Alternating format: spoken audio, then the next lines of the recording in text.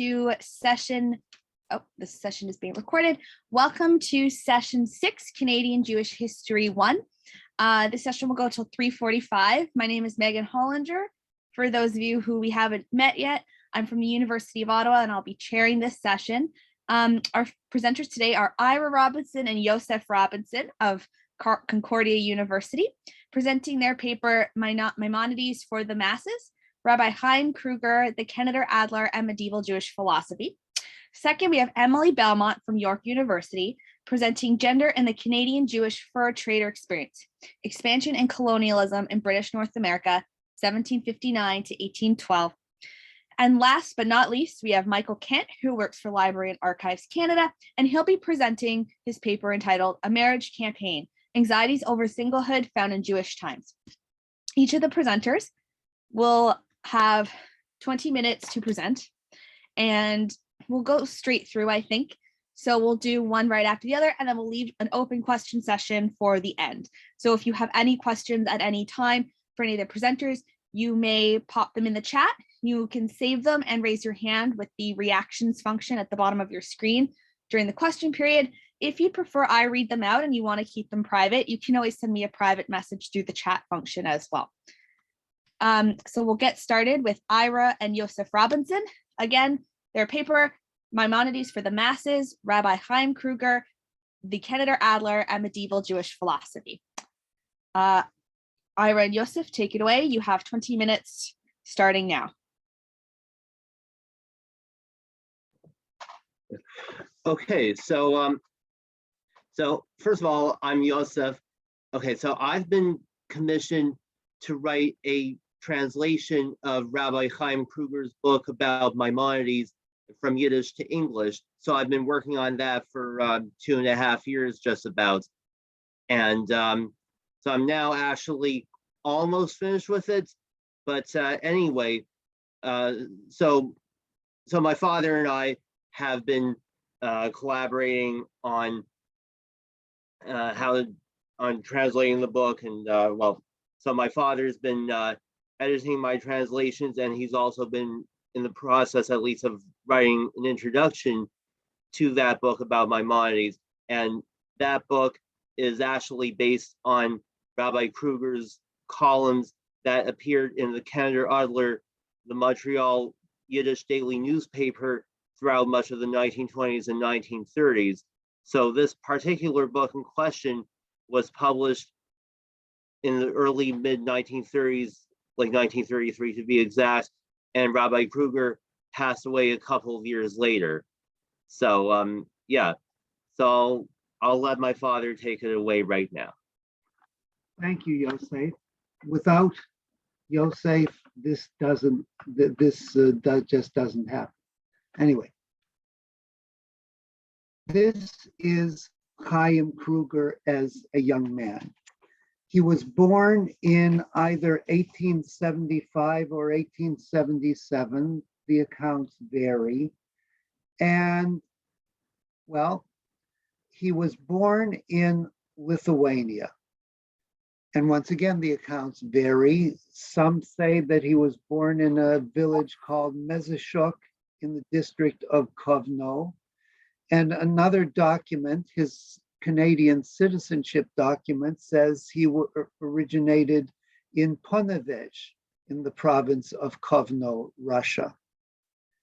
Be that as it may, he lived in Russia. He went to yeshivas. He went to the Lithuanian yeshivas of Ponevech, Kupishok, and Tels. And by the age of 16, he also devoted himself to modern Hebrew Haskalah literature, as well as the acquisition of Russian and German, supplementing his yeshiva education. He was active in the Zionist cause, and he was an itinerant propagandist for the movement.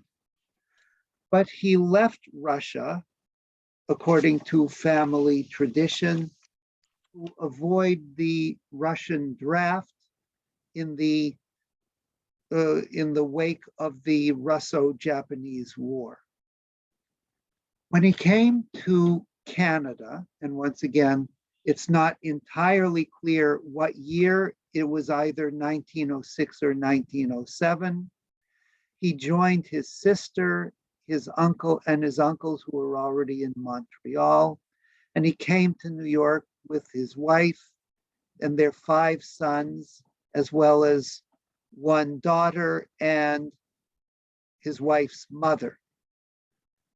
This family originally settled not in Montreal, but in Lachine, located some 14 kilometers from downtown Montreal, which in that era had its own small Jewish community.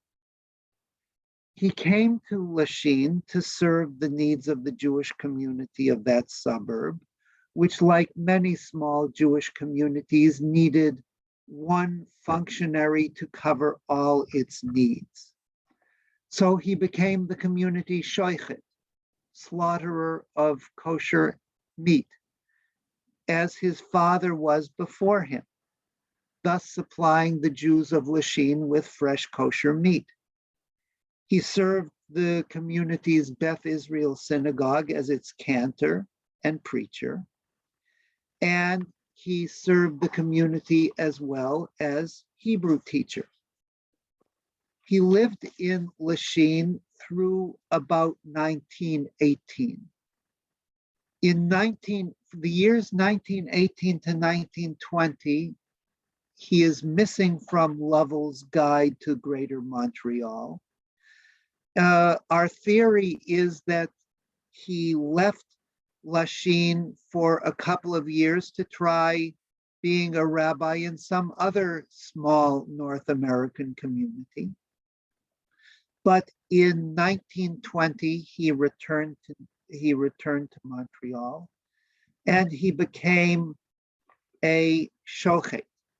And in fact, he, in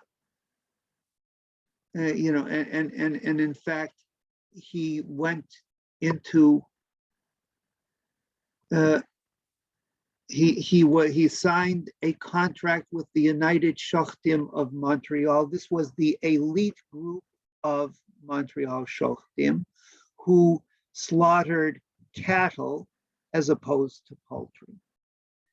And in any event, he identifies himself as a rabbi and a shochet, but he is also a Talmud teacher in the Yeshiva of Montreal, also known at that time as the Hebrew Academy, which was one of the first attempts outside New York City to transplant advanced Talmudic learning to North America. The Montreal Yeshiva, which did not survive the 1930s, we know precious little of. It was affiliated with United Talmud Torahs and was located at 412 Avenue Henri Julien. In any event, most important for our story, in 1921, Chaim Kruger became a member of the journalistic staff of the Yiddish language daily newspaper in Montreal, the Keneder Adler. How he came to be on the staff is not known, but he soon became a mainstay of the newspaper. And you can tell his prominence because if you see this portrait of the Keneder Adler staff circa 1927, here is Chaim Kruger seated in the front row with Chaim Volovsky, the editor and publisher of the newspaper, front and center, but he is there, and you can tell he is the only identifiably Orthodox Jew in the company. There's a later picture of the Keneder Adler staff that is not dated, and there you see that Chaim Kruger is at the top, right above Volovsky. So, he's not, the editor is not the city editor or whatever, but he is really an important member of the staff. And these are some of the things that he did on the staff of the Keneder Adler. On a daily basis, he translated the wire service reporting, the Associated Press stories. Coal mine strike in Pennsylvania needed to be translated into Yiddish for the newspaper's readership. And this obviously involved mastery of English and the ability to translate from English to Yiddish in real time to meet the printer's deadline. He wrote articles on political and economic developments in Canada. He wrote feuilleton, essays on cultural subjects. He wrote articles for the newspaper's children's department. He wrote serialized novels under the pseudonym Hyman Zinman. He published sermons for Shabbat and Jewish holidays. He wrote the Keneder Adler's advice column, Der Spiegel von Leben, the Mirror of Life. He wrote a series of short articles on the vocabulary and grammar of modern Hebrew entitled Limdu Ivrit, Learn Hebrew. Now, as if that wasn't enough, Chaim Kruger also wrote for publication in the Keneder Adler numerous series of articles on aspects of Judaic studies.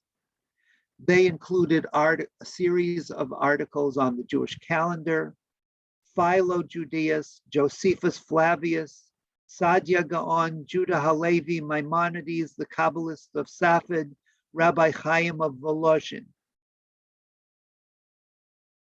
And this did not exhaust his literary activity by far. He had other books in progress, but his life was cut off in his 50s by cancer. And the only book that he published barely in his lifetime was collected from his columns in the Keneder Adler on Maimonides. The book is Der Rambam, Sein Leben und Schaffen, published by the Keneder Adler Press. And this is how books in Yiddish were published in that era. There were no dedicated publishers for Yiddish books. So now let's turn a little bit to the Maimonides book. Now, Chaim Kruger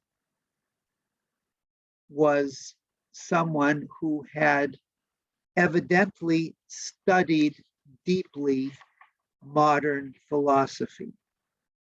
He mentions in his Maimonides book his study of Bacon, Locke, Hume, Kant, particularly Immanuel Kant. He is not the only person, he is not the only Jew in the 19th and 20th century to connect Kant and Maimonides. Among other people who did that were Hermann Cohen and Rabbi Soloveitchik. So once again, he is writing his book about the Rambam not simply as an antiquarian exercise.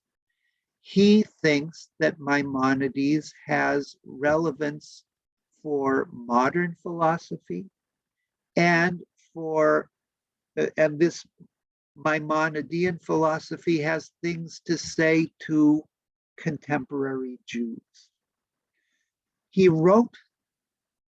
Chaim Kruger wrote that he felt that Maimonides was not well known to most contemporary Jews, especially those whose primary language is Yiddish. There were many studies of Maimonides in English and French and German and Italian and even Arabic, but not in Yiddish. And he was right.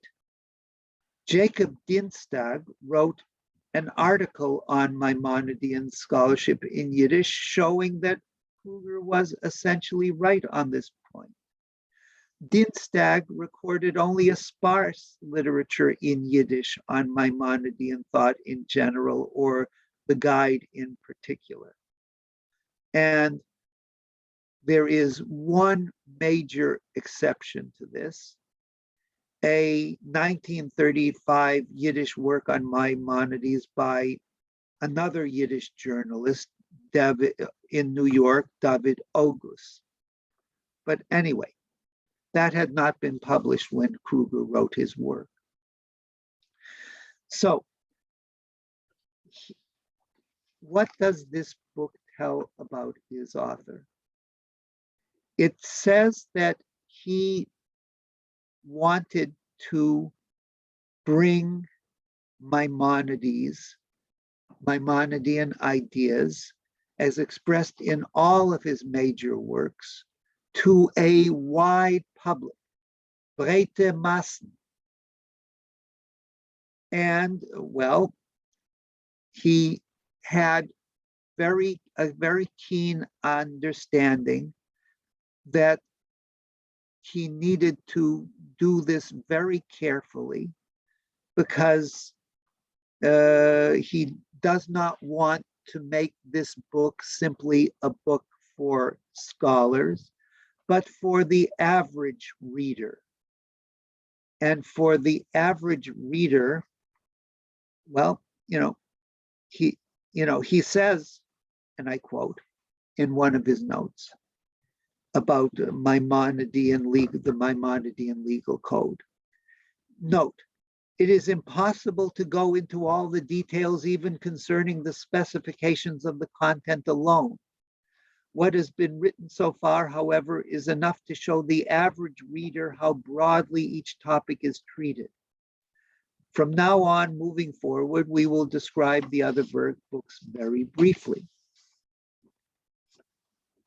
He was conscious as well, very conscious, that Maimonides' universe was a medieval universe. And though he describes Maimonidean thought as modernistic, he also noted where present-day philosophers think other things or understand the structure of the universe in different ways. Chaim Kruger, as you saw in the picture, is an identifiable Orthodox Jew who maintained his work as a shochet, a slaughterer of kosher cattle in Montreal, while holding down a full-time job, or what amounts to more than a full-time job, at the Keneder Adler. He is very ginger treating issues of Maimonides' orthodoxy. He consciously, specifically omitted discussion of portions of Maimonides' Guide of the Perplexed that might harm the simple faith of traditional Jews. But he is nonetheless not afraid of dealing with these issues. For instance, Maimonides talks about the sacrifices and the way the sacrifices are really symbolic. And, well, radical Maimonideans in the Middle Ages and later thought and think that Maimonides really did not believe in the efficacy of sacrifices in themselves. And one of the most radical of Maimonides' medieval commentators, Moshe Narboni, was one of the most radical in his evaluation of Maimonides' position on sacrifices. And this is what Chaim Kruger has to say about Narboni's commentary. With respect to sacrifices, Narboni is closer to the truth than other commentators. Shem Tov, another medieval commentator, claimed to have explained Maimonides, but I have another opinion. Narboni says I am obligated to explain what Maimonides says, but not to determine if this is true.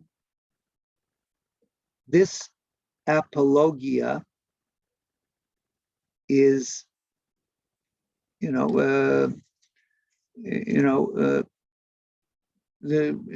as Chaim Kruger says, after quoting Narboni, who says, I, as a commentator, am only obligated to explain what Maimonides writes, but not to ascertain whether it is the truth. The next line of Chaim Kruger is, the excuses of these commentators could also be considered that of the writer of these lines. So, what we have is someone who has engaged as one of his many sidelines in a serious evaluation of Maimonidean thought, Maimonidean philosophy. Ira Yes, and Yosef, I will. You have the 20 minutes, but we can give you a few extra if you need it. Okay, we will be finished in a jiffy. Perfect. What Chaim Kruger did as one of his sidelines, as I said, was to try to place Maimonides, but not merely Maimonides. Remember, he wrote about Sadia, he wrote about Josephus, he wrote about Judah Halevi, he wrote about the Kabbalists of Safed. He is engaged in an evaluation of a wide sweep of Jewish thought. In his era, it was almost literally impossible to get a university position in Jewish studies.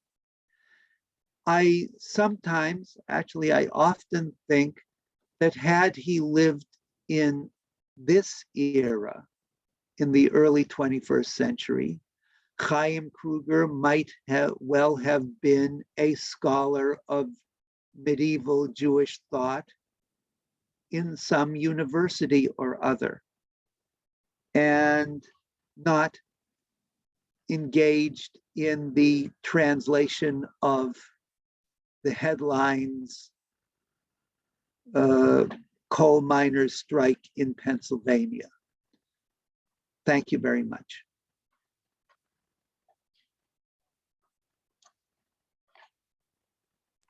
Wonderful. Thank you, Ira and Yosef.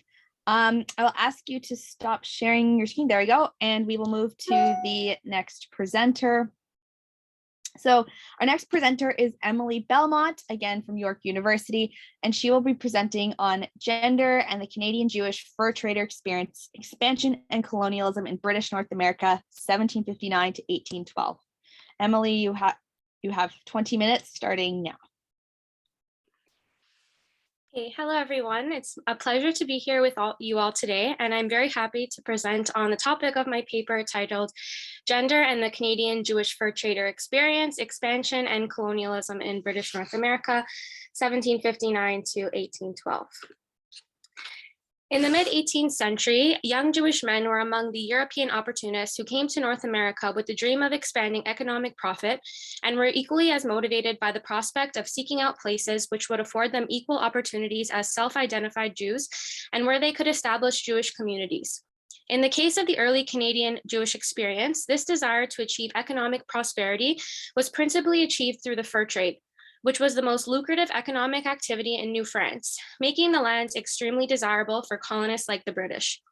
The climate that Jewish men entered into in North America during the 1760s was one of intense struggle and tension between the British and the French over the colony. By examining their role in the fur trade, I argue that in the 18th century, Jewish male settlers who lived in Montreal, Michilimackinac, Sandwich, and Windsor, motivated by economic freedoms and fortunes in the New World, became prominent figures in the expansion of pre-Confederation Canada, as well as colonizers of Indigenous peoples through their military support and economic savvy. The Jewish experience in the fur trade was also gendered, an entirely masculine enterprise. Indeed, gender and family intersected with economics to create new social conditions for Jews in the New World, and consequently demonstrated what being a young Jewish businessman, landowner, father, and immigrant meant in the late 18th century: the opportunity to accrue respectability, prestige, and wealth. Consequently, I will examine 4 gender dimensions of Jewish fur trader activity during the 18th century, including the role of Jewish involvement in military and state relations, race relations with Indigenous people, economics, land ownership and fur trading partnerships, and issues of masculinity and the role of the Jewish father in family dynamics. Historically, the fur trade was the economic foundation of Canada until Confederation in 1867 and provided the justification for much of the imperialism that took place in North America. As historian Arthur J. Ray described the fur trade as defining the economy, geography, environment, and social relationships of European settlements in North America for over 2 centuries. Faced with outward discrimination and inequity in old world countries like England, where non-Protestants were prevented from benefiting from the economy and politics, Jews were motivated by the prospect of migration to lands where they could retain their Jewishness, participate freely in society, and gain a degree of acceptance. Jews were viewed by Britain as suitable migrants for their new colony from a purely economic standpoint and were recruited for their connections to international contacts, access to funds, and ambition. Although Britain itself was not willing to extend civil and political liberties to Jews in the motherland, they were prepared to extend the rights of Jews in British colonies, especially after they realized the economic value Jewish mercantile proficiency might have for the colony. The Plantation Act of 1740 thereby naturalized Jews and other non-Protestants living in British colonies, while also extending them civil and political rights as members of the frontier economy. Sheldon Godfrey went so far as to describe the Plantation Act as the Magna Carta of the Jews in British North America. In the 1760s, Jewish settlers like Ferdinand Jacobs, Ezekiel Solomons, Moses David, Gershon Levy, Levi Solomons, Chapman Abrahams, Benjamin Lyons, Aaron Hart, Samuel Jacobs, and others were already participating successfully in the British fur trade on the Great Lakes. Handwritten letters, land titles, land claims, gazetteers, newspapers, mortgages, and scraps of a firma attest to a complex history of Jews in pre-Confederation Canada, in which key themes from the period, including military, race, economics, gender, social, political, and familial relations, support that Jews were influential figures in Canadian expansion. Young male Jewish migrants were eager and willing to support Britain as an imperial power because they believed that would give them the best chances to own land, establish businesses, practice their faith, and ultimately make a living. Jewish traders provided the crown with military support as a way to be awarded land ownership. They did not have legal rights to own land, thus they had to appeal to the goodwill of the crown by acting as loyal citizens.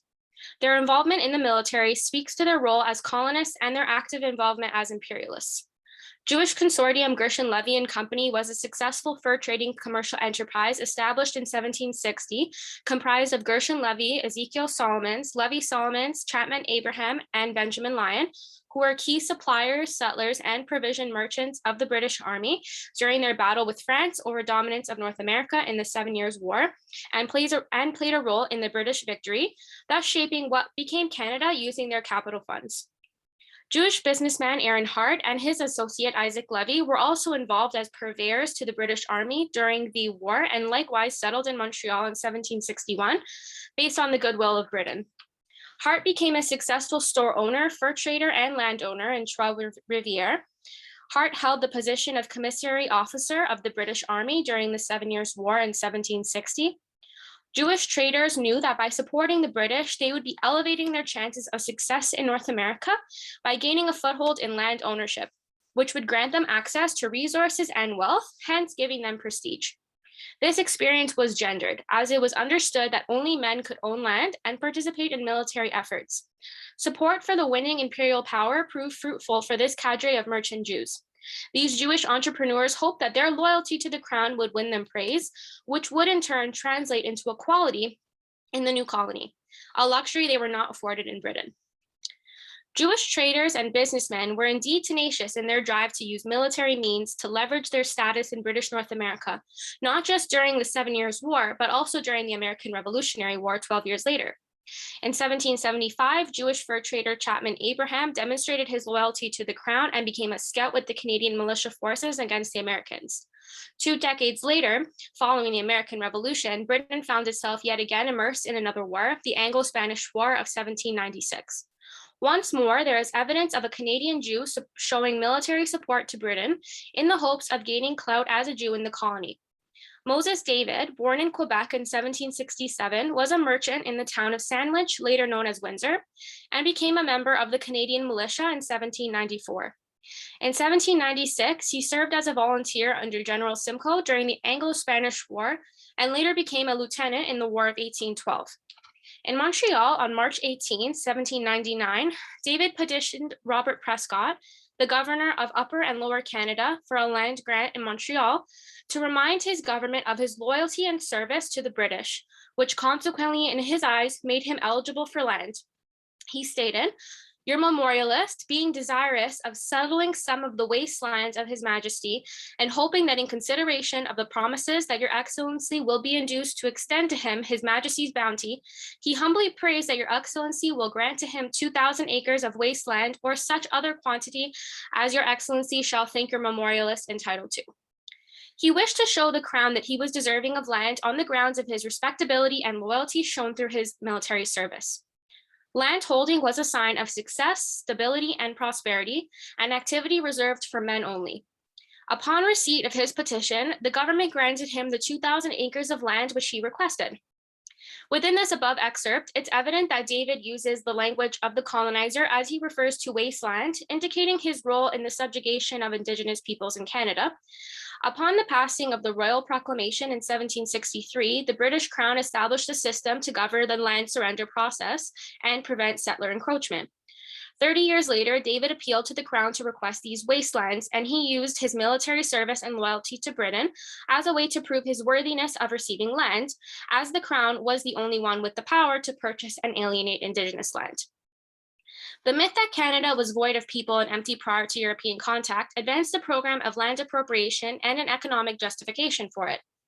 This language, so prevalent among merchants and political leaders in the colonies, reveals something essential about race relations characteristic of the late 18th century and the European mentality of land ownership being associated with private property and land improvement, at least from the perspective of the colonists, Jews among them. These concepts were, of course, foreign to Indigenous people. David clearly had adopted the settler colonial rhetoric of this time in order to gain resources, land, and power, thus showing how early Jewish settlers were willing agents in the expansion of the Canadian nation. As Professor Kaufman importantly notes, capitalism colluded with colonialism in the making of Canada, and Jews were willy-nilly active agents, as exemplified here by Moses's land request. The fur trade was surely a powerful market, which set Jewish fur traders on a clashing trajectory with Indigenous peoples, leading to a complex history of interactions and encounters. In 1763, this tension led to Pontiac's War, which consequently engulfed many Jewish fur traders in our story. Gershon Levy and Co. were especially ruined by the violence brought by the conflict, and he and his partners nearly faced death on more than one instance. Just 2 years prior to being captured on September 28, 1761, Ezekiel Solomons and 30 other voyageurs were attacked by Ottawa Nation warriors. However, the massacre was avoided when British troops arrived to neutralize the situation. Solomons once again fell victim to Chippewa warriors on June 30, 1763, when a war call was initiated by Chief Majowekis, and he was taken as prisoner. Fur trader Alexander Henry included an excerpt from Solomon's in his diary, which supports the former's claims that I, Ezekiel Solomons, was a resident in the fort of Michilimackinac at the time it was surprised by the savages on the 2nd day of June, 1763. Solomon's life was spared and he was ransomed, however, not without losing all his goods and becoming economically ruined. Days later, Gershon Levy, Levi Solomons, and Chapman Abraham were all taken prisoner by Wyandotte warriors. However, the men escaped. While Chapman Abraham was tied to a stake, he was given his final meal. However, upon receiving scalding hot soup, he became enraged and threw the soup in the face of his indigenous captor. Godfrey suggests that Abraham's indigenous warriors interpreted his efforts to fight his captive as evidence of his insanity, and they released him. As a result of the conflict, the Gershon-Levy Fur Trade Consortium was ruined and was forced to break apart due to the significant quantity of goods that were stolen. Godfrey reports that the Gershon-Levy Company lost 85,916 pounds in goods. Race relations involves a fluctuation of power or control over the land and its resources between Jews and indigenous people. Gershon-Levy was forced to pay a debt well in advance of its due because he was forced to sign a promissory note for 1,200 pounds under duress when he was prisoner of his indigenous captors. Relations between settlers and indigenous peoples were interconnected with economic and business dealings. While in captivity by the indigenous warriors, the Jewish traders feared being massacred and were thus under their control. Using this control, the indigenous warriors exacted economic leverage over the traders, coercing them into signing a billet that was favorable to them and their French allies. This captivity can also be connected to masculinity, as they showed that economic disputes were expressed through physical confrontation and military means, displaying power imbalances among men. Jewish traders adopted the language and rhetoric of the period, which viewed indigenous peoples as inferior. On January 17, 1763, 4 months before Pontiac's War began, Levi Solomons wrote a correspondence in Niagara to an unknown recipient in which he noted, "The Indians are kept sober and I hope will not be troublesome at this point." Solomon's patronizing language reflected his attitude towards indigenous people. Perhaps Solomons was writing to a British officer updating him on the status. Being that this letter was written 4 months prior to Pontiac's War, there might have been signs and signals of unrest, so it's possible that Solomons, acting as an informant for the British, was updating on the position of Pontiac's forces. Moreover, the issue of drunkenness could have posed a problem for Solomons, who viewed it as an obstruction to smooth business dealings with indigenous traders. Hence why he was interested in reporting this, as it could potentially threaten his own trade if his indigenous trader was not sober. Thus, early Jewish settlers can be regarded as agents of European colonialism. Not only did the fur trade bring Jewish and indigenous people together economically and militarily, but they became connected socially and sexually through intermarriage. For instance, Jewish fur traders in Halifax often took indigenous wives, had children with them, and learned their languages. Ferdinand Jacobs is one such example of these men. Although we do not know if he spoke indigenous languages, it is confirmed that he had an indigenous wife with whom he had children. They had a daughter named Thukach. Moreover, Ezekiel Solomons and Michilimackinac had many children with a Chippewa woman, and similarly, Abraham Jacob Frank took a Huron wife. This practice occurred occasionally amongst fur traders, not just Jewish ones, as it enhanced their prestige in the trade and provided them access to quality information and furs. These men married for external factors and still remain highly connected to their Jewish faith. Economic prowess and opportunities were certainly the prime focus for Jewish fur traders in the 18th century. The fur trade was clearly a critical economic underpinning in pre-Confederation Canada, generating 200,000 pounds per year between the years 1780 to 1790 alone. Godfrey found that Gershon Levy and Co. were responsible for almost 1/2 of the British fur trade on the Great Lakes from 1761 until Pontiac's uprising. In 1767, Gershon Levy sent 3,910 pounds of beaver pelts, which was classified as one of the largest deliveries of peltries and furs from Michilimackinac, a striking claim that speaks to the extent to which Jewish fur traders influenced Canadian expansion through their economic involvement beyond what their small numbers in the colony would have suggested. Land ownership was one of these activities that Jewish fur traders engaged in quite frequently to expand their access to trade, resources, and wealth. As previously mentioned, David Moses applied and was given a land grant in 1799 for 2,000 acres, and in 1801 and 1803, he requested additional grants in the town of Sandwich where he lived. Within his letter, David again reminded council that he offered his loyal service and that he recognized that his Jewish identity precludes him from the grant. However, similar to his first land grant, he was given the land he requested the following month on April 19, 1803. Regarding economic savvy, Ferdinand Jacobs was also greatly influential for the Hudson Bay Company, as he predicted and encouraged the use of inland posts to increase company profits. His strategy was eventually adopted through the use of York boats. He came up with this idea because he recognized that Montreal peddlers were trading directly with Indigenous people and Canadian traders, whereas the Hudson Bay Company was simply waiting around for the Indigenous trappers to come to them, which was much less cost-effective. Early Jewish settlers were not only fur traders, but were involved in a diverse variety of commercial undertakings in order to financially protect themselves from ruin. This demonstrated their willingness to diversify their business and trade in order to stay economically stable, especially during precarious times. Ezekiel Solomons was involved in a similar enterprise, as he was one of the members of an establishment of a general store in Michilimackinac on July 1st, 1779. Importantly, as historian Godfrey acknowledges, none of these 5 men became rich, but their legacy was enormous. The Gershon-Levy Consortium was the first large-scale organized fur trade enterprise after the British gained sovereignty over the Western Posts.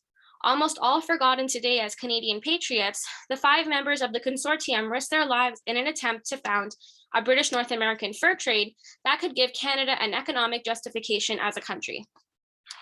Jewish fur traders like Levy Solomons were also involved in the social realm of their communities. Solomons is credited as the builder of the Ginseng Hall on December 12, 1782. From this, it is clear that the fur trade was not only supposed to be seen as a way to explore the economic fortunes of the New World, but also as a way to connect to that society of fur trading young men in a formal and social setting. Solomons created the Beaver Club, which was founded in 1785 and was an invitation to fur traders for a monthly dinner.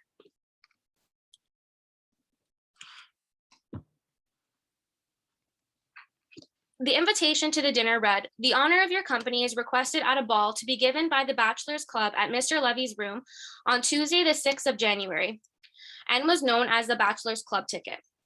Not only does this represent that being a fur trader held prestige, but this also displays that what it meant to be a Jewish man in the late 18th century included respectability, community, and keen business sense.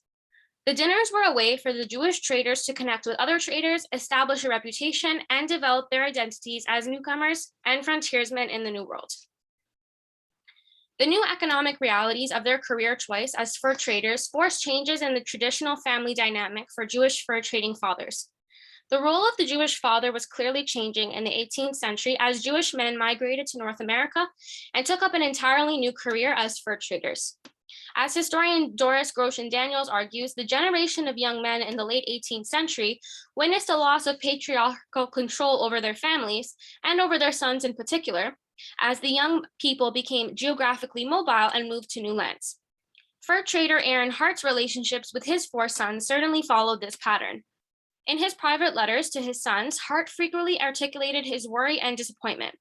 Yet it was the fur trader father, Aaron Hart, who voluntarily chose to live in rural Montreal as close as possible to the fur trade routes, given the value and financial gain these inland backcountry positions had.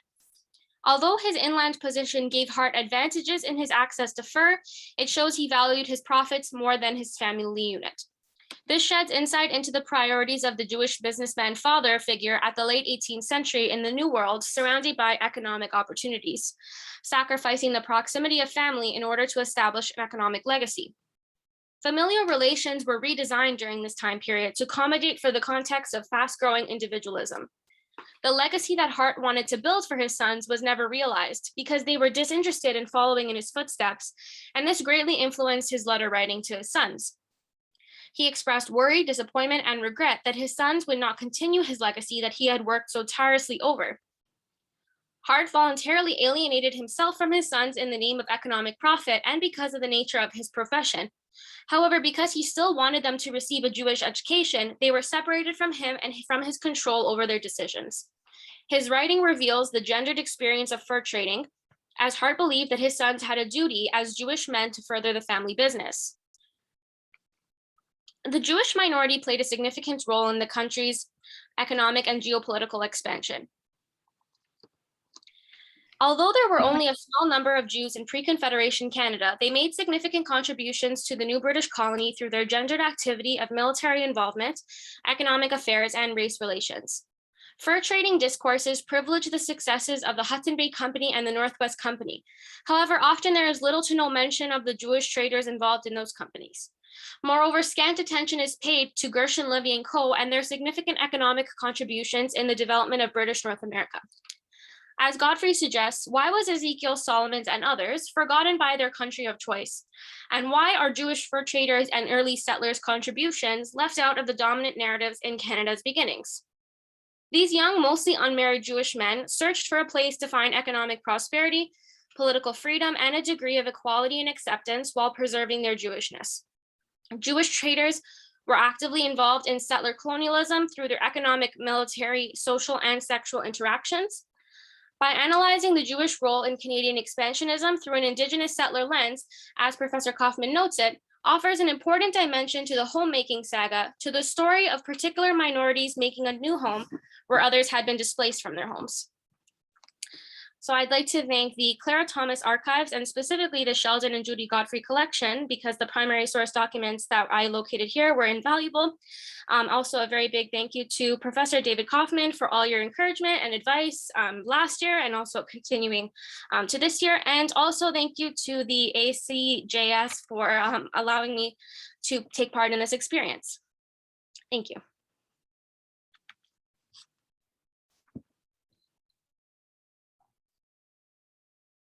Thank you, Emily, very much. And we'll go to our last presenter, which is Michael here? Hi, Megan. Michael, perfect. Hi, Michael, how are you? We have Michael Kent from Library and Archives Canada presenting his paper. Doing well, yourself? Oh, good. I think there might be a delay on your end or my end. So we'll hope the connection. I suspect so. I am.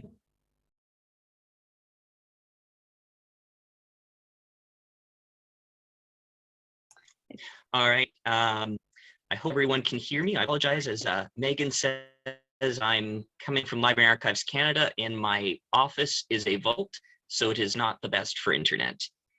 Megan, could I be heard? Yep, I think there's still Yes, a delay, so we're lagging a little bit, but we can hear you when you speak, though, or I can at least.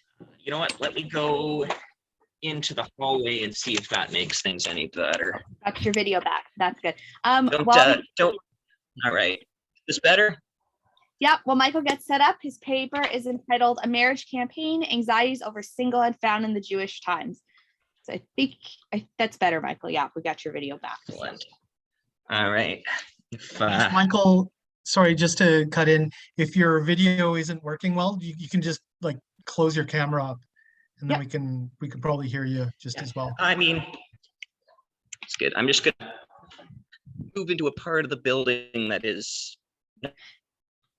And sometimes also helps if other people close their camera. In my experience, that's helped as well. I think it's just less for his device to do and download. I hope this comes across as better. As I mentioned, I apologize. I'm in my office, and the Lowy room is a vault that was designed 40 years ago for preservation standards of rare books, when the thoughts of making a space functional with Wi-Fi was not an architectural consideration. So that's okay. No worries. It's Zoom. I think we're all used to technical difficulties at this point in time. All right. Even if your video lags, your audio seems okay so far. So we'll let you go from that. For now, you have 20 minutes starting now. Awesome. Thank you so much, Megan. And thank you for taking over treasurer responsibilities. I am so thrilled after many years to not be here telling you guys we don't have money to spend, but instead to be here actually talking on the topic of Canadian Jewish studies. So that is a great privilege and change for myself.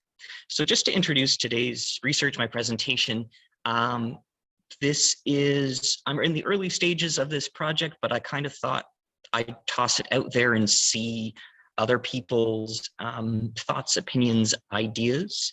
I'm talking about a series of pieces in the Jewish Times that I'll refer to as a marriage campaign. There are 17 pieces here, 13 letters to the editors and 4 editorial statements. So, you know, while not a huge breadth of content, it's still enough significant amount of stuff that I think there's room for some investigation.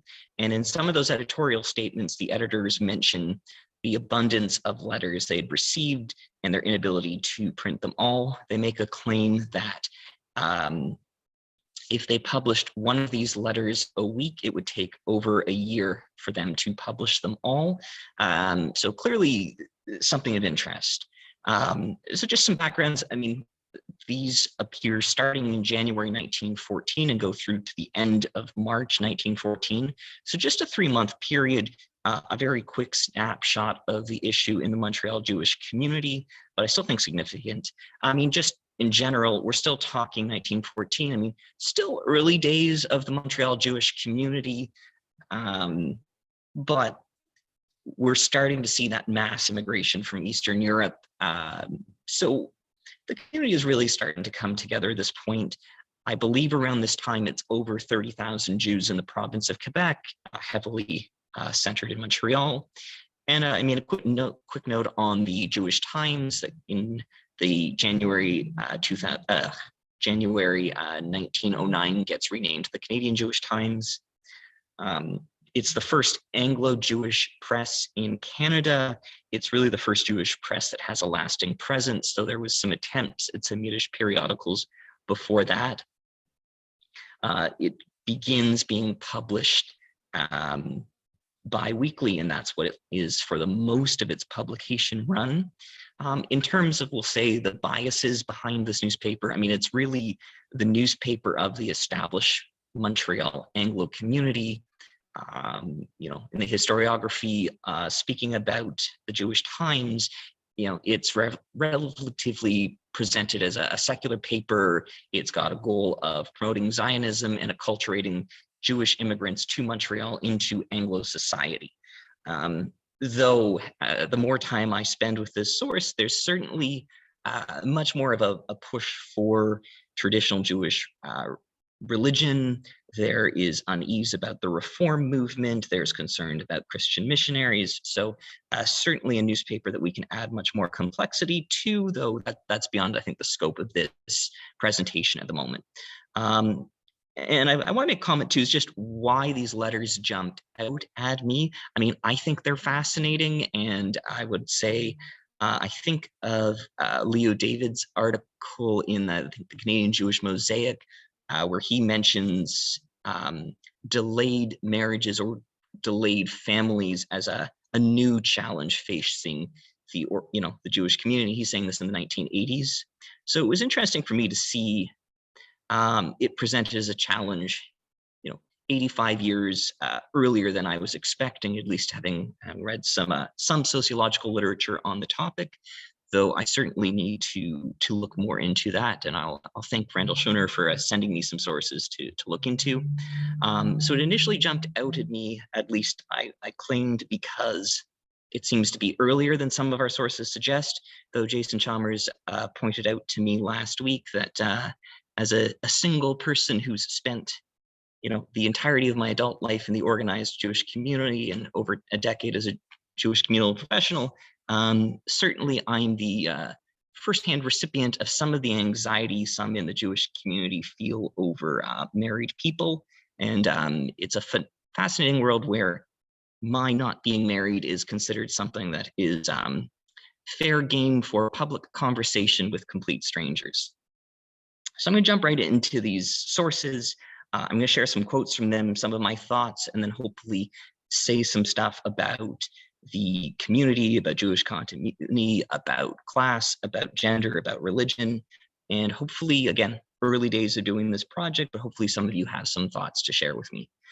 So this letter starts off with a letter, and then that letter is followed up by a short little piece written by the editors of the paper. And I'll mention that editorial piece first. It claims that the above letter was written by a, say, a married man, one of Montreal Jewry's most prominent men. We don't know who he is. All we know is that he's, at least according to the editors, a very prominent member of the Montreal Jewish community.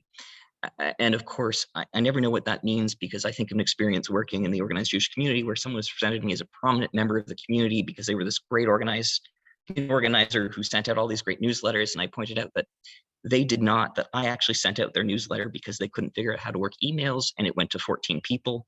So I don't know who's making this call, but we're led to believe that the author of this letter is a very prominent member of the community. And the editor explains the reason that they're being published anonymously is because they couldn't verify all the facts they were making. So it just seemed proper to make it anonymous, but that they thought the issue was important. So that's why they had chosen to publish it. So just a bizarre statement that the editor is saying, hey, we couldn't verify all the facts, so we're going to let this guy essentially have a free pass by not naming him. And the real thrust of this letter is, the organized Jewish community has campaigns for all kinds of things, but one of the things we're not doing is having a campaign to encourage marriage. And the real thrust of this article, and just to quote him for a moment, is what's wrong with our bachelors? Their excuses that our girls are too extravagant in their tastes, but one young lady readily states that a sum of $2,000 a year is amply sufficient to maintain a cozy home. So again, the force is, one is it's directed to the organized Jewish community. You need to get on top of this issue and do campaigns, programs to encourage young Jews to marry each other as opposed to just not get married. And two, it seems to suggest that men are tossing out this excuse of, oh, I can't find a woman who wants a guy with my budget.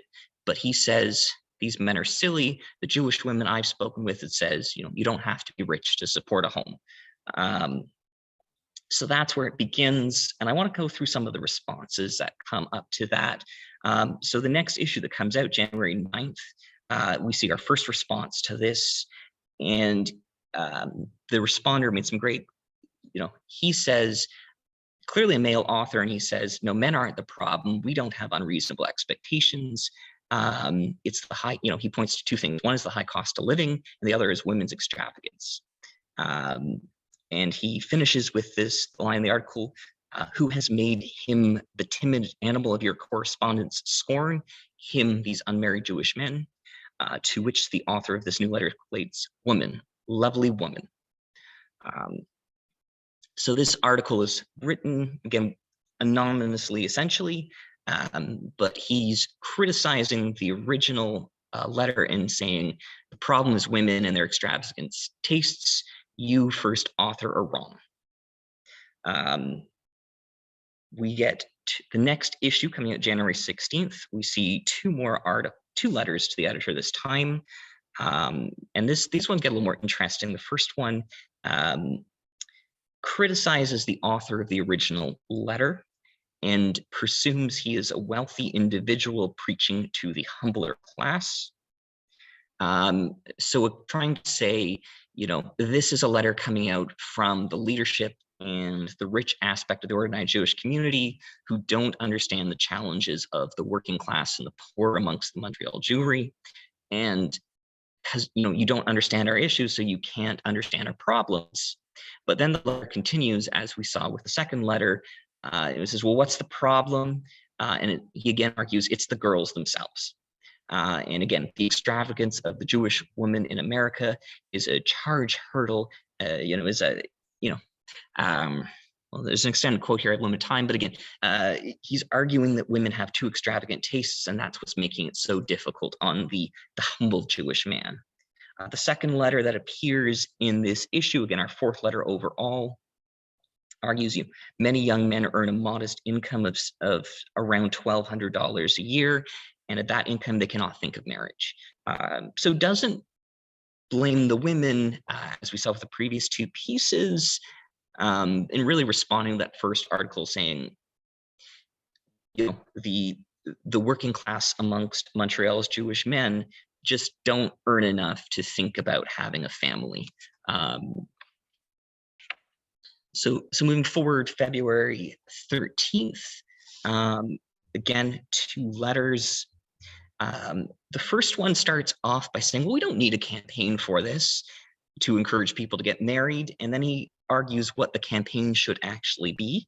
And he argues, it is time for fathers in your position to commence a campaign between themselves and their daughter. So the fathers of people who have daughters who are approaching marriageable age.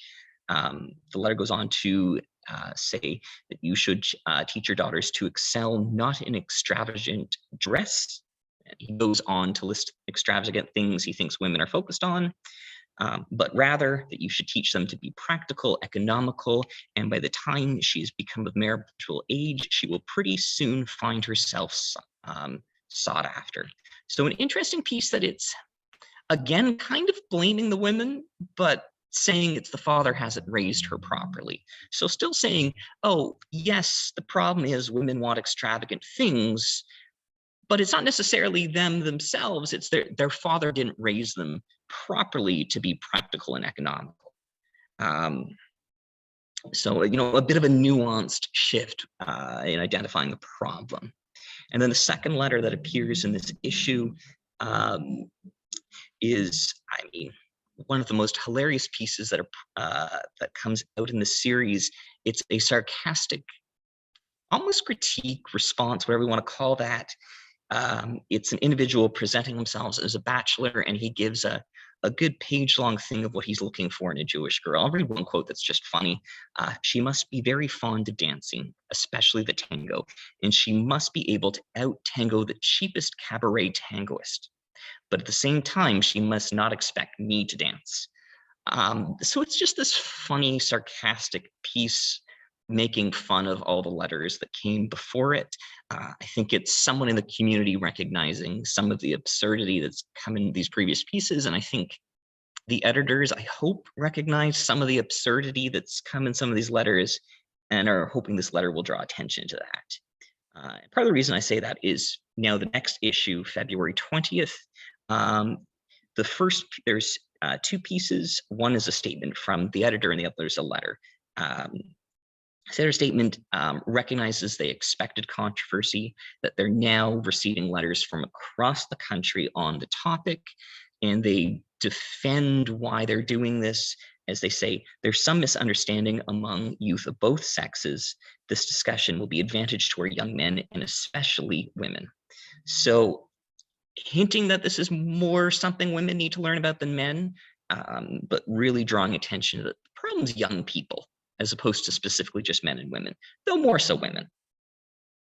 And then the second letter here is the first letter to actually, publicly be written by a woman. I don't know if any of the articles before were written by women, but they either mention being a bachelor or they criticize women. So I'm guessing all the previous pieces come from men. And again, we're about halfway through these pieces before someone actually wants to include a woman's opinion on the matter. So it's a woman who calls herself Juliet, and she opens her letter by saying, I might claim the prerogative of my sex.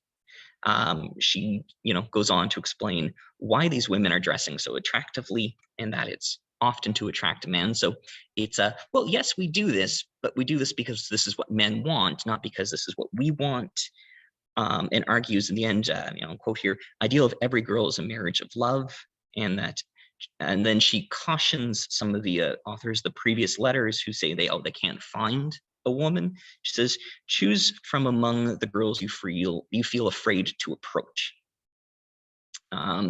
So she defends women and tells men, like, just, go up and talk to us when you meet a nice woman. Don't feel you can't approach us and that we'll think you're beneath us because we're dressed nicely. So it's strange. Again, we finally have a woman's voice. She's defending her sex, and she's, I think it's, we start to see a shift here with this one. And we start seeing sort of more of taking from the women's side. So the next letter appears February 27th. So again, the next issue, there's two in that article, in that issue rather. So one, I could argue the girls are not half as extravagant as the men of the city. So again, a female author defending women, this time throwing the critique back at men. Also recognizing that the times have altered, times have changed, and closes the article by suggesting, the second letter that appeared in the series, the one that starts on, oh, the problem is women. She suggests the author of that letter probably has no female friends, and that's why he's not aware of any of these issues. The second letter that appears in this issue, again, responding to the author of the second letter, the one who blames women,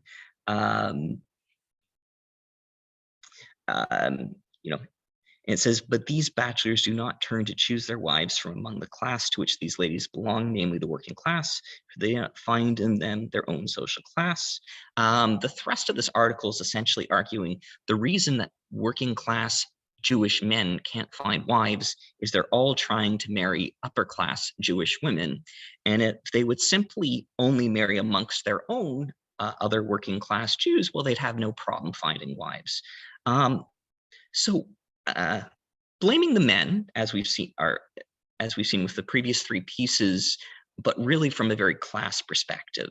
The problem is these men think they're too good for working class Jewish women. Again, not the first time class has appeared in here, and I think class is just an overriding issue within these pieces. Moving through the next piece appearing March 6th, on a marriage campaign, again, an author who directly states they're woman. I am a maiden is how she opens the letter. And she works to defend the upper class Jewish woman. So she argues there are many young ladies in the so-called upper class who are model of all a Jewish wife and mother ought to be. And then she celebrates her own role as a wife, so really is very much in favor of this traditional institution, is saying we should stop criticizing, rich Jewish women because they're some of the great leaders amongst our community, great role models amongst our communities. And then she makes a comment directed at one of the male authors of a previous letter who was critical of Jewish women. And she says, I do sincerely trust Anon gets exactly what he is advertising for, as I truly believe he deserves it. So she's wants to defend the people he's critiquing, but she doesn't want to critique him, and she wants to defend him. Again, it's neat. She's very bought into this traditional idea of marriage, and she's more anxious that rich Jewish women are being critiqued than that there are actually men doing the critiquing. The next one, March 13th, it's again, we see a shift back towards being more critical of the men, though this quote here, from the unpractical, silly sentiments of the female sex, arguing that, oh, it's men really want to get married and they're just having a hard time finding marriageable women who are reasonable. And he closes by saying, if youth and maidens will reflect more about sacrificing themselves a little, that they'll find happy marriages. So, and again, this is one of those ones where, again, it's criticizing women specifically, but young people broadly, and telling people you just need to lower your standards when it comes to issues of wealth. Next, there's, again, on March 13th, there's two more letters to the editor actually in that. One argues that men of today are divided into two subclasses, the prosperous and the less fortunate. He pretty much says the prosperous have no issue because, well, a rich guy can marry a rich Jewish woman and everything's fine. The woman's standard of living stays the same. Or a rich man can marry a poor Jewish woman and her standard of living increases. No problems. But the second group argues has the common sense not to get married because why would they want to subject a wife to poverty? And also goes on to argue that, well, these women who do make themselves look extravagant for the purpose of attracting a husband, it says after marriage, they begin to neglect themselves. So defends the men, it presents it as common sense for a poor man to not want to get married. And then again, as an ongoing theme, criticizes women for being too extravagant. And not only that, it's a show when they neglect themselves. Yeah. You have the time's up, but you can have a few more minutes if you need. Sounds good. There's a couple more letters I'll skip. We get to two editorial pieces to close out. One is just after the last article on March 13th that says, it's 2 sentences and just says, we've received too many letters to publish them all and we're going to stop publishing them. And then the next issue, March 20th, a large editorial appears on the first page. So it's, though it's the second article on the first page, it provides a summary of the letters. It presents the letters as a discussion about 2 issues. One is, socioeconomics. The other is religion, though I found almost nothing to do with religion in any of these letters, save for presenting marriage as a traditional Jewish value. And this piece does try to put some blame on both men and women, but ultimately says women are really the problem. So it says, the lady correspondences, and I quote here, are more to blame for the increasing celibacy among our young Jewish men. So kind of incel language that popped up, that we were more familiar with the last 5-10 years as a problem, seems to be popping up, 100 years ago. And while the criticism sent at men is, the young man shrinks from the risks of matrimony. So women are really the problem, but, men aren't stepping up and honoring their responsibility. And it kind of closes out this editorial piece by saying that they hope these series of letters created a better understanding between our young men and women. So just some quick thoughts that jump out at me. I mean, I stumbled upon these letters almost by accident, the end of last year while looking for articles on intermarriage. So, I've only started taking another look at these and trying to think about them and what I'm going to do with them. But of course, there's this strong, it's important to recognize that the conversation about the anxieties around singlehood and the impact on Jewish continuity exist much earlier than some of our sociological literature might suggest. And I mean, I think that Jewish continuity is an important part, as one of the letter points out, the opening one. Well, if Jews don't get married, they don't have families. And if they don't have families, then we don't have any Jews. And any of our grand projects around Zionism will not be fulfilled because we'll have no Jews to lead Zionism.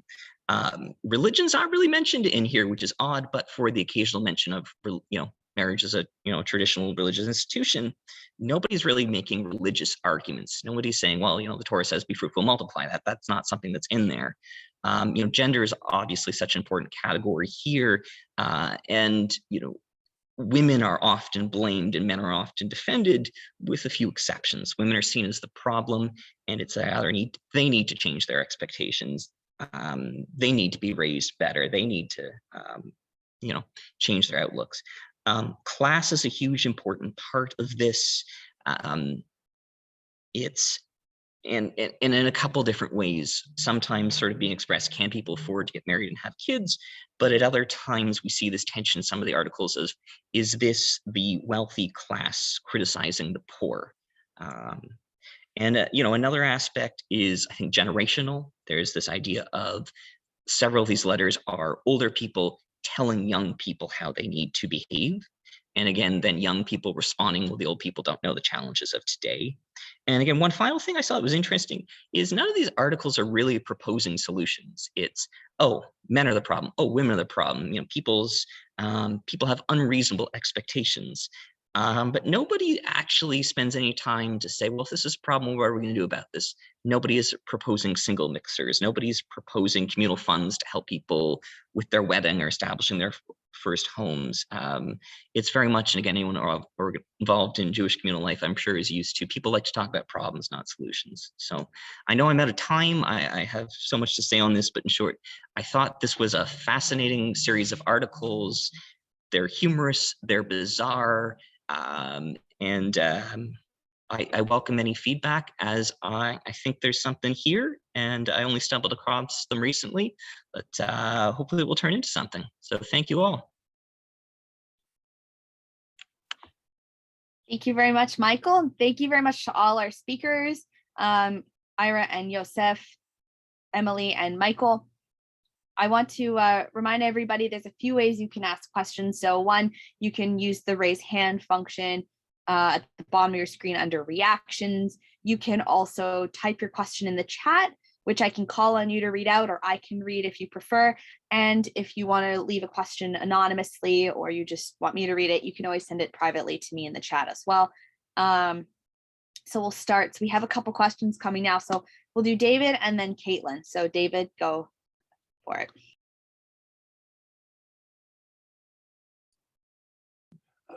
Thank presenters for a fascinating panel. My question is for Michael. What I was hearing was fetching about the Jewish Canadian princess. Is that an actual predecessor of that disgusting anti-Semitic and sexist concept? Yeah, and I think one of the points I'm trying to make with this article is that I think I've started the last few years spending much more time with the Jewish press, that some of these things that exist now I find are earlier than sometimes we give them credit for. I think this is definitely playing up on that Jewish American princess stereotype, that Jap stereotype. One of the letters, and as short in time, suggests, oh, this is a critique levied at us by non-Jews, and it's not really a problem. But overwhelming through all these pieces, it's either people just taking this for granted that, Jewish princesses are a thing and that's a problem, or it's people feeling that they need to respond to that. But even then, the response is muted, and maybe that's just people being afraid, or people thinking it's so established a misconception that they can only challenge it so much. But I think we're definitely seeing this Jap stereotype, over 100 years ago, being discussed and taken for granted as just a reality amongst so many of the authors of these letters. So in short answer, yes. Thank you. Oh, one quick question. What is the nature of the newspaper that you're using? Is it the actual physical paper, microform, or online? Microform. Thank you.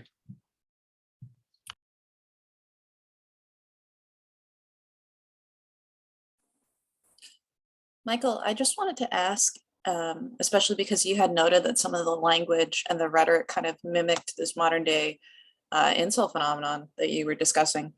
Have you looked into what the current discourse is on anxieties regarding marriage in the Jewish community, especially around Montreal, and whether this has kind of changed or waxed and waned with regards to respect to class, and also the expectations we put on women, and also how this intersects with this idea of a Zionist project? Sure. So in terms of the Zionist project, I'll answer that one first because I think it's the easiest. I mean, the Zionism only gets mentioned once. It's in the letter that starts this thing off. And I mean, he says here, Zionism is doubtlessly sufficiently important to claim considerable of your space. I mean, this newspaper itself is a very Zionist newspaper, and there are multiple articles on Zionism in every article, in every issue. I mean, it dominates the paper, along with acculturating Jews into Anglo society. But I mean, this quote continues, but after all, it has to do mainly with the future of Judaism. Marriage here and now is still more monumentous, being concerned with the conservation of present Judaism. No marriage, no Jews for Canada, and not all of us are seeking to live in Palestine. So, I mean, we could go off on that final statement too of this guy saying, hey, there's more to Judaism than just Zionism. And I think this is a challenge still in the Jewish community. So, I mean, really, these letters aren't about the Zionist project. And in some regards, I think these letters are criticizing the paper for spending too much time focused on Zionism when it should be focusing on issues that are present in Canada now for Jews. To answer, the last part of your question, in terms of the first part, I've started putting together some more modern sociological sources on the topic. I'll thank Randall Schooner. I'm not sure if he's in here right now, but he sent me a great reading list that I've started at, though not gotten through all yet. Again, this is a new project for me. And I look at it in some regards just off my own experiences. I'm mid-30s and have worked professionally in the Jewish community. I've been active in the organized Jewish community my entire life. And it's so weird that people who expect personal information about you and would never dream of talking about illness or anything like that around you, somehow have this idea that if you're single, that's an area of public conversation. I remember once saying to someone, well, I want to set you up with this woman. And I'm like, no, thank you. And they're like, why? I'm like, I've met her. She's got untreated mental illness and she refuses to take her bipolar medication. Oh, you're being too picky. So, I mean, I do have that personal bias of my own experiences with these. But I mean, I look at my experiences here in Ottawa. I mean, the Jewish Federation has an emerging gen group. They're organizing constantly singles events. Most of the synagogues do. So I do hope to, if this project grows, compare it to some modern articles.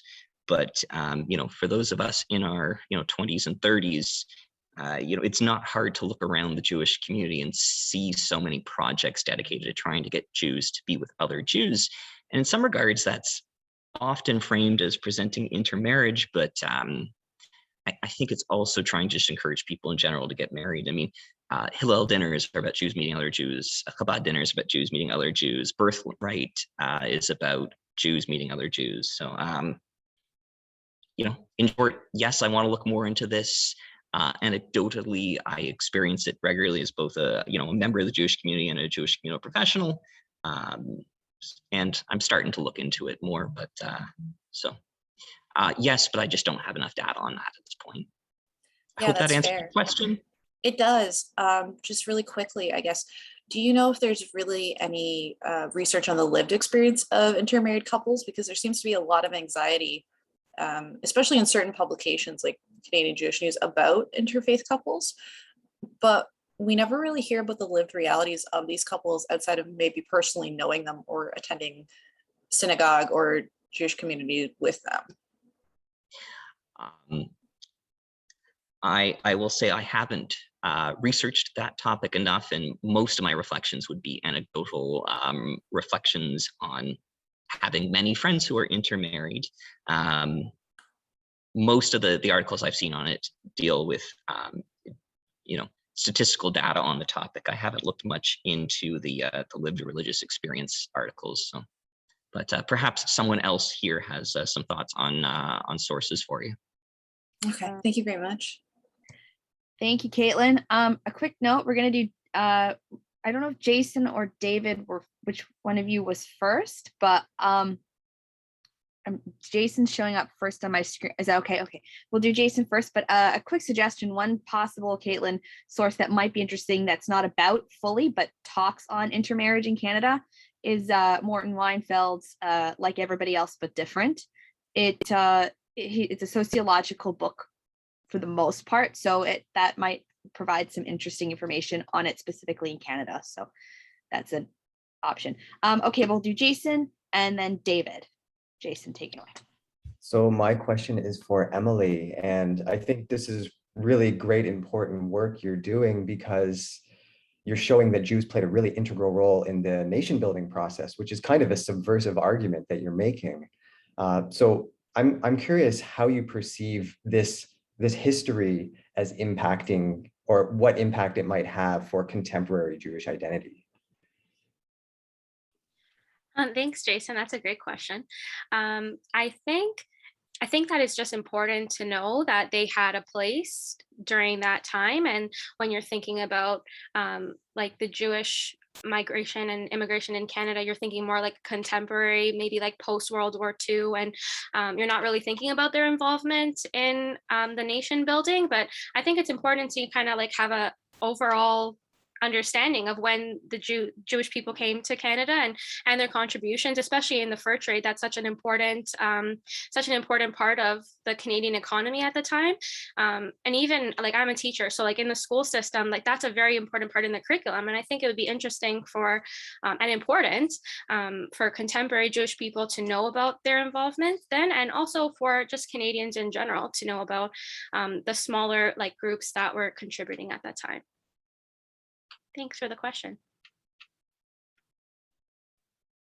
I just have a quick kudos for Emily and for Ira for choosing subjects that Canadian Jewish Studies is genuinely short on. Ira, you've been publishing for a number of years, many excellent studies on the Canadian rabbinate and Orthodox Jews. It's generally very underrepresented if you didn't write on it. And Emily, there's just very little that's on the bookshelf from the last 20 years of publishing on 19th century or colonial, 18th century even, and colonial era Jews.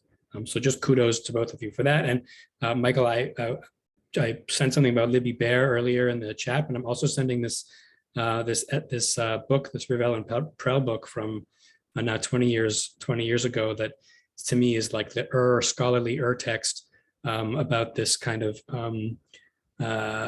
feud, this kind of intragender feuding that Jewish men and women have, thrown at each other with respect to marriageability and complaints at one another. And it's very well theorized while being like completely accessible. So I would certainly be curious to learn what, if anything, is different in the Canadian context once you have a chance to digest this book about the US.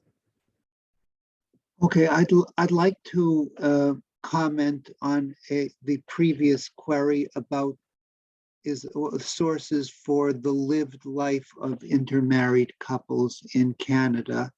And I want to signal the imminent dissertation defense in the Department of Religions and Cultures at Concordia University of Ms. Lindsay Jackson, whose dissertation is going to be, whose dissertation is on the movement for the refusal of circumcision of young Jewish infant boys. And one of the things that she finds is that it is indeed intermarried couples who struggle with issues of, do we circumcise our male babies or not? And this is certainly an important part of life as it is lived by contemporary intermarried couples. Thank you, Ira, very much. That would be a very interesting topic, actually. And I'm here very... The defense will be next month, I think June 15th. Perfect. Thank you for letting us know. If you want, you can even pop that in the chat, just so people can remember the name and the topic, if you want to do that quickly. Okay, my pleasure. Thank you, Ira. We have Monda, who has her hand up. Monda? Hi, can you hear me okay? Yeah. Okay. Thank you, all three of you, for your really interesting talks. I just wanted to say to Michael, not to forget to just remember what's happening in the beginning of the 20th century in terms of the women's movement. And it could be a very important factor in why there's so much general hostility towards women at this time, in terms of women fighting for the vote and getting into the labor force and so forth. So it's a Jewish issue, but it's also a general women issue as well. Do you want to speak to that? Yeah, I mean, this does come up in a couple of the letters, but maybe hinted at it most, like it's, talking about, it talks about the extravagance of women. I think one mentions, women also want to go to school and they also want to get education and participate in the workforce. But that was only mentioned in one letter that I saw. And I mean, it's hard to do any kind of these analysis without, thinking about that issue. I mean, I remember much longer ago than I will admit, but taking a class on women in religion at the University of Ottawa with Naomi Goldenberg, who I imagine many of you are familiar with. And I mean, she always commented on, women are often the target, the source, the representation for many social anxieties. I think she always liked to point to the song American Woman by the Guess Who of, it's a song complaining about social problems in the United States, and the representation of that problem is a woman. So I don't think this investigation can happen without that wider phenomenon of, I mean, the politics around women at the time, but also then we can go up a step from there and saying, you know, women are often the target or what's used as the representation for whatever the social anxiety might be. So I think a very fair point. Yeah, I mean, I think that there's the manifestation of general anxieties, but also specifically directed at women, and connected to that might be in the beginning of the 20th century, a lower fertility rate among women as well, and the anxieties around that. Yeah, and I mean, yeah, and I mean, as many of these sources point out, I mean, you know, it's a very changing social situation. This is a time of mass Jewish immigration to Montreal. You people moving through the shtetl world of their parents' and grandparents' generation, very different from Montreal. So I think there's many issues to look at, but as you say, I mean, none of this is happening in a vacuum. Yeah. Well, good luck with your project. It's really fascinating. Yeah, I mean, as I just said, I mean, I was so used to seeing sources talk about this as a problem that started in the 80s. So it's neat to see this much attention given to it back in 1914.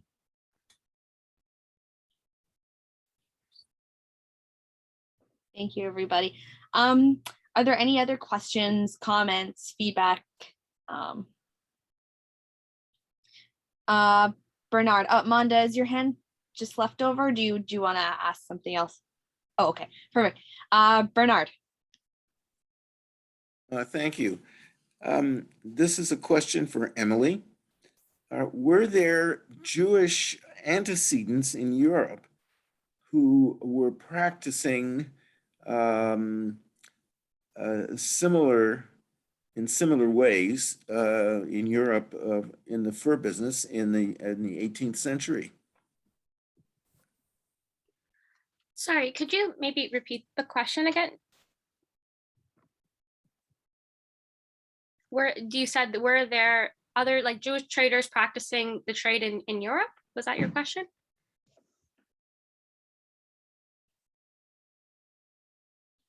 Bernie, you're muted. Sorry, yes, that's right, at that time. Okay. That's a great question. I'm not sure, just because the paper was limited just to focusing on Canada, because it was for a seminar last year, a history seminar. So yeah, I'm not. That's a good question. I would have to look into it. I'm not sure. Thank you.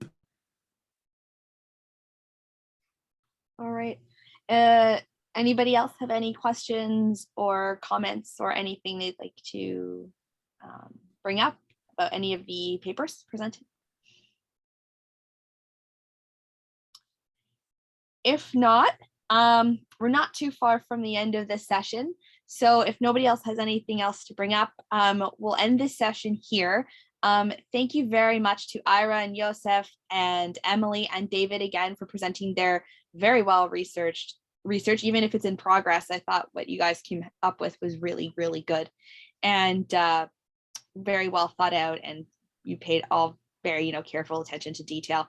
The next session, which is pull the schedule up, is at 4:30, and it'll be session 7, the last session of the day, and it's a roundtable on Canadian Jewish history and Australian Jewish history. So again, that's at 4:30. I don't know, maybe Jesse can answer if the link will remain.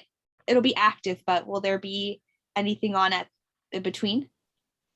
There's nothing going on in between, so everybody can take a break. We'll reconvene at 4:30.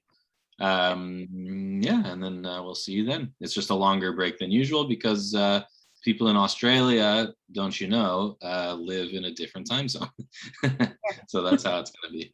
All right, see you soon. Thanks, Jesse. Bye, everybody. Thank you very much.